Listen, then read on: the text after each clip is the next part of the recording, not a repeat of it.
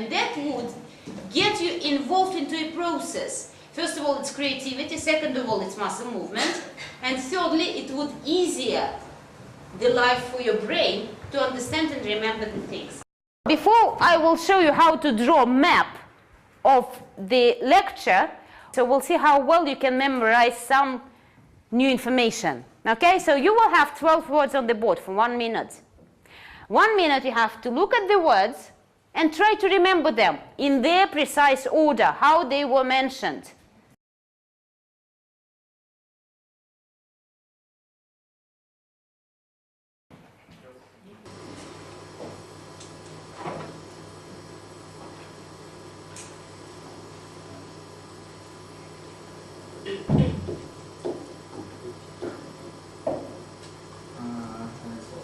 That's all what you remember, 7 words only out of 12. Do you know the tricks how to help your memory to connect the disconnected words together? Make bridges. Like, how you make bridges? Like snow and ball, I can memorize the snowball, or... But if you can't make bridge, for example, like, pupil. Like snack and water? Snack and... but in 1 minute time, I don't think that you would manage to do that sort of thing. Well, yes. 1 minute time you have. Guys, just answer one question to me. What is better remembered by you?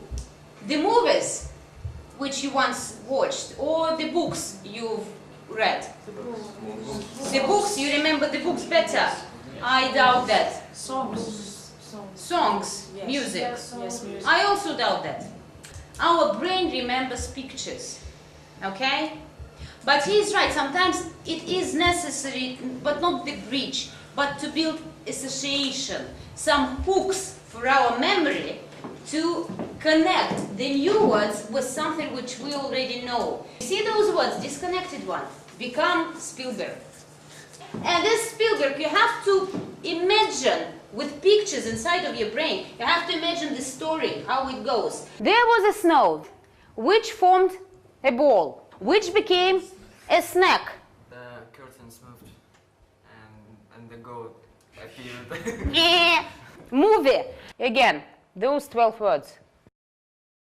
Glory. I. And me.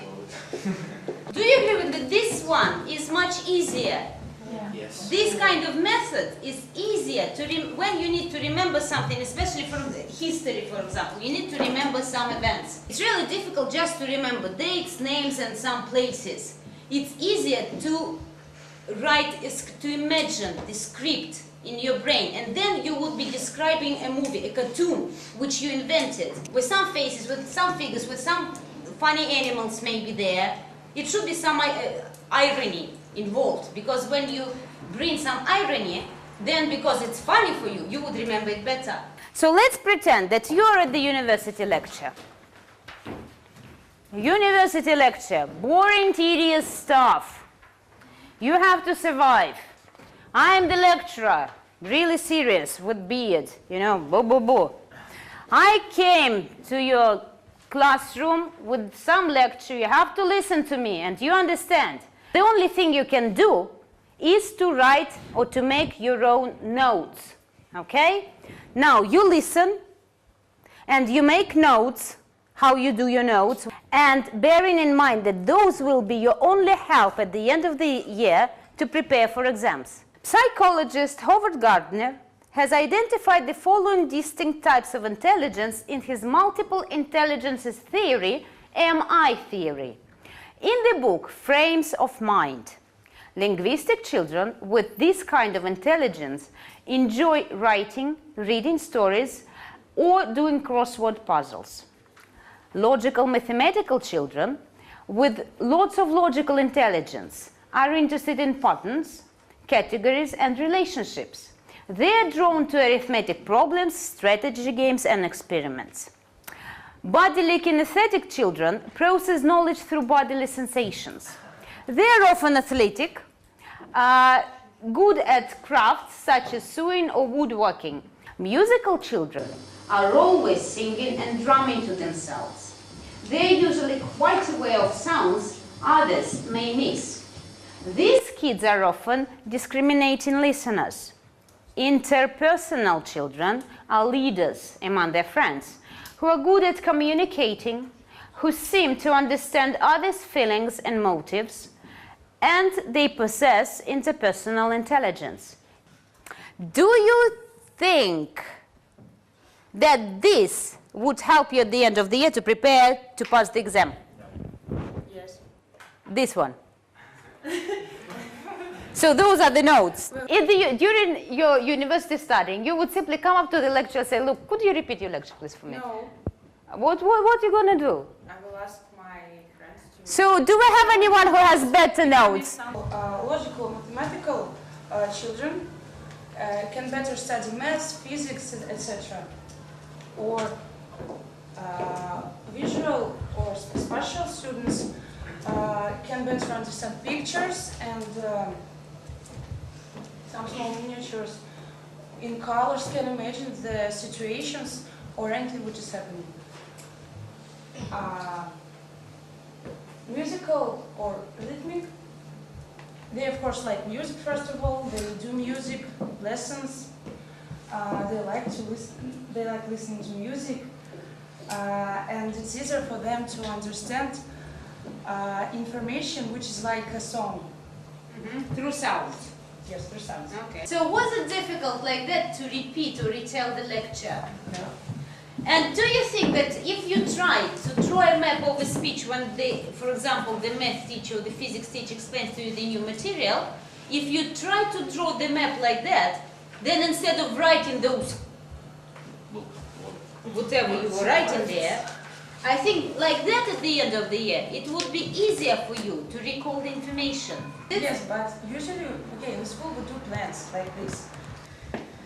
Usually we do like this, then psychologist, blah, blah, blah, and after 7, 1, 2... Yes, you have to have 7 different types of intelligences. That's how we usually do it. Exactly, I know that that's how you are being taught to make notes. If you just draw some symbols in here, just maybe next to these words, okay, but some symbols.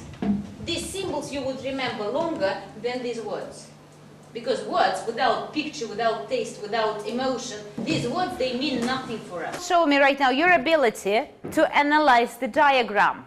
Diagram is one type of a graph. You have here, I've done for you, the beginning of each and every sentence in this analysis. If you complete the sentence properly, by looking at this kind of diagram, you will have the proper analysis at the end, and you would also show me your ability to write, to spell properly in English, and then I can also figure out how well you know English grammar. You have 12 minutes. Try to do it yourself, because it's not the test, it's just for me to understand how well you know English and what should I do with you next. But to conclude today's lecture, I want by the Bible parable. Thank you. Bible parable. God made the man from clay, and one piece was left. What else to make for you? God asked. Shape my happiness for me, said the man. God said nothing, but put the left piece of clay in the man's hand with the words, "Here, I give this clay to you. Make happiness yourself."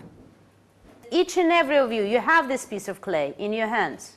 Please remember that you have and must build your happiness yourself.